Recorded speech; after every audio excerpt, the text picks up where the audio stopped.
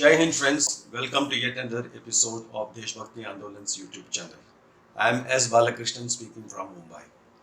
Friends, all of us are talking about the Russian invasion of Ukraine and so many theories and views and opinions are being expressed. But we don't realize that our country has already been invaded by this unholy nexus of Pakistan and China. Both these our enemy countries are able to do things within behind the borders of our troops who are guarding the border on the Chinese side and also the Pakistani side. They are willing to manipulate our internal politics and then push their agenda of weakening our country from within. Through the Pakistani front of India, they are able to trigger violence, they are able to trigger mass agitations in any part of the country. It is not confined to a few districts. In any part of the country, they can trigger violence and then create disturbance and turbulence and ensure that the government is prevented from doing things for the good of this country. Take the case of the anti-CA agitations. The government was not able to implement the CA law. Similarly, the government has not been able to fulfill the NRC law. These are laws which are very crucial for the very security of this country. But a democratically elected government with a solid majority in the parliament is not able to do this, thanks to the Pakistani Front of India and other jihadi organizations which are fronting for Pakistan, and then China is backing the Pakistan's security intelligence agency, the ISI, and taking the war inside our country. The late General Bipin Rawat had rightly mentioned that India is fighting war on 2.5 fronts. The first front is the Pakistani front, the second front is the Chinese front. So what was the 0.5 front that General Rawat was talking about?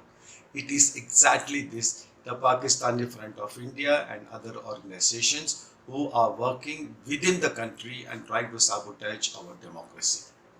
You just see the farmers' agitation, how they continued for several months. Who financed the agitation, the so-called farmers' agitation, and who ensured that the Narendra Modi government was forced to take back the three laws. These three laws, had they been implemented, would have completely transformed not only India's agriculture but the economy as a whole.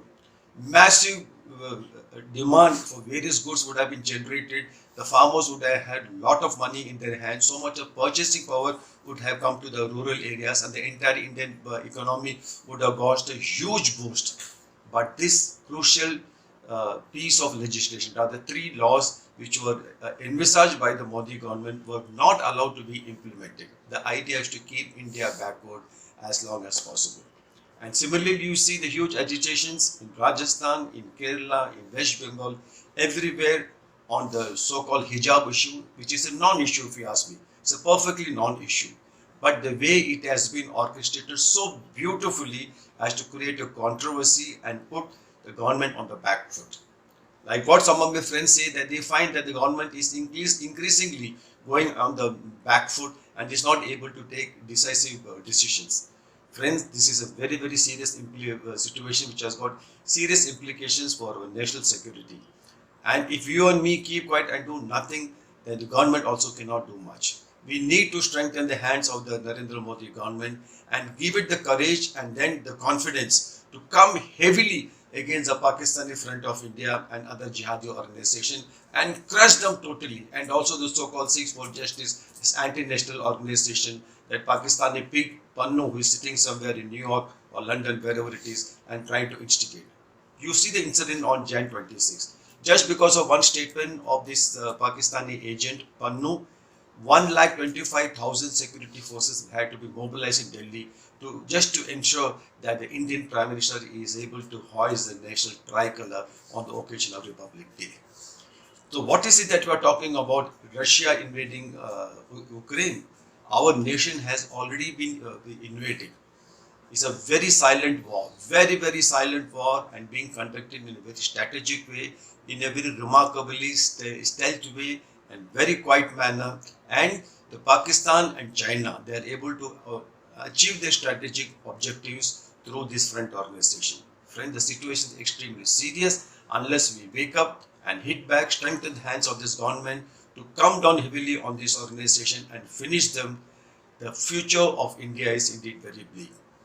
Please carry this message, forward this video to as many people as possible, and then ensure that our security is not compromised in any way whatsoever. Thanks for watching. Jai Hind.